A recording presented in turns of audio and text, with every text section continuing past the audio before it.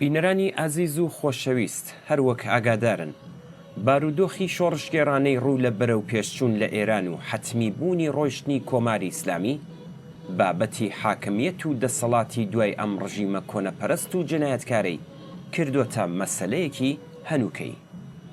بەم هۆیەوە بە پێویستمان زانی کە بەرنامەی کۆمەڵە بۆ حاکمیەتی جەماوەری لە کوردستان لە چەندین بەشی کووردا پێشکەش بە ئێوەی ئازیز و خۆشەویست بین. ئەم بەرنامەیە خاوەنی پێشەکیەک و 9 فەسڵە. لە بەرنامەی ئەمڕۆماندا ئێوەی خۆشەویست بینەر و بیسەری بەشێک لە پێشەکی ئەو بەرنامەیە دەبن. لەگەڵمان بن بۆ بینین و بیستنی. لە پێشەکی ئەم بەرنامەیەدا هاتووە کۆمەڵە بەپێی بەرنامەی حیزبی کۆمۆنیستی ئێران لە پێناو کۆتایی هێنان بە دەسەڵاتی سیاسی و ئابووری چینی سەرمایەدار و پێکهێنانی کۆمەڵگایەکی سۆسیالیستی خەبات دەکات. ئامانجی کۆتایی ئێمە بەدیهێنانی کۆمەڵگایەکە کە ئازادی و ئاسایش بۆ هەمووان جێگای کۆیلەتی و بێعەداڵەتی و بێبەشی بگرێتەوە و بواری یەکسان بۆ گەشە و هەڵدانی لێهاتوویەکان و لێوەشاویەکانی ئینسان بڕەخسێ. کۆمەڵگایەک کە هەر کەسە و بەڕاددەی توانایی خۆی کار دەکات و بە بڕی پێویستی خۆی لە ئیمکاناتی ژیان بەهرەمەند دەبێت و دەوڵەتێک لە ئارادانیە کە لە سەروی کۆمەلگاوە بێت و بەندی کۆیلەتی و ژێردەستەیی کەسەکان بەڕابردووەکانی چەوسانەوە سەم کۆنەپەرستی و نەزانینەوە گرێ بدات. بەڵام لە هەلومەرجێکدا کە هەتا ئێستاکەش نظامی سەرمایەداری لە ئارادایە، ئێمە وێڕای خەباتی بێوچان بۆ دامەزراندنی سیستمێکی سۆسیالیستی بۆ ساتێکیش لە خەبات بۆ بەجێگەیاندنی چاکسازی سیاسی، ئابووری، کۆمەڵایەتی و فەرهەنگی پێشڕە و پێشکەوتن خواز لە پێناو باشتربوونی هەلومەرجی ژیانی جەماوەری کرێکار و زەحمەتکێش و ژێردەستە و ئینسانی ترکردن و هێمنانە ترکردنی کۆمەلگا و شوێنی ژیانیان هەر لە چوارچێوەی ئەو نظامی کە لە ئارادایە دەسەڵ ناگرین. ڕاگەاندنی بەرنامەی کۆمەڵە بۆ دەسەڵاتی خەڵک لە کوردستان هەنگاوێکی گرنگی ئەم ئستراتیژیەیە. کۆمەڵە مافی سەرجەم نەتەوەکانی نیشتەجێی ئێران بۆ دیاریکردنی چارە نووسی خۆیان بەڕەسمی دەناسێ. لە هەمان کاتیشدا خوازیاری یەکگرتووی ئارەزوومەندانە و ئازادانەی سەرجەم ئەو نەتەوانەیە.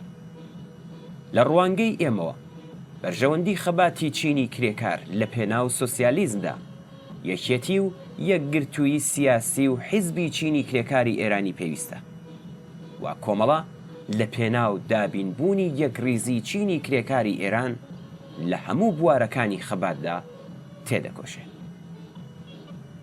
ئێستا لەم بەشەدا دەینە سەر بەرنامەی کۆمەڵە بۆ دەسەڵاتی جەماوەری لە کوردستان.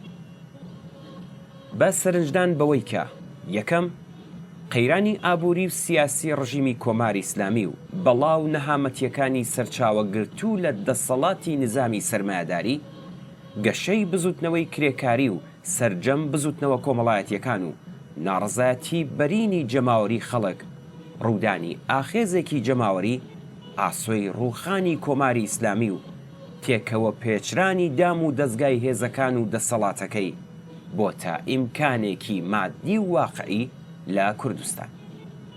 دووەم، حیزب و هێزە بورژواییەکانی کوردستان هەر لە ئێستاوە هەوڵ دەدەن بۆ چوونی خۆیان سەبارەت بە سەرکەوتنی بزوتنەوەی کوردستان لە ناو بیر و ڕای گشتیدا جێبخەن و هەوڵ دەدەن دامەزراندنی حکوومەتێکی فدراڵی لەسەر بنەمای سیستمی پەرلەمانی وەک مکانیزمی بەشداری خەڵک لە کاروباری سیاسی و ئیدارەی کۆمەلگا و ناوەڕۆکی سەرکەوتن بەسەر خەڵکدا بسەپێنن.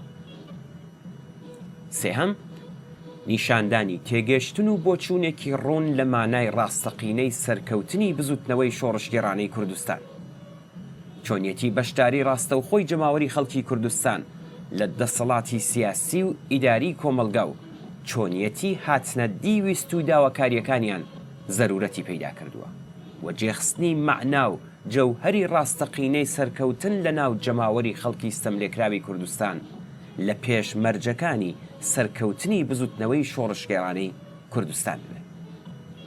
کۆمەڵە ڕێکخراوی کوردستانی حیزبی کۆمونیستی ئێران کە خۆی لە هاندەران و ڕێکخەرانی بزوتنەوەی شۆڕشگێڕانەی کوردستان بووە و پشتیوانی بەشێکی بەرین لە کۆمەڵگای کوردستانی مستەوەگەر کردووە، بەرنامەی خۆی لە پێناو دەسەڵاتی خەڵک لەسەر بنەمای سیستمی شۆڕایی لە کوردستان ڕادەگەێنێت.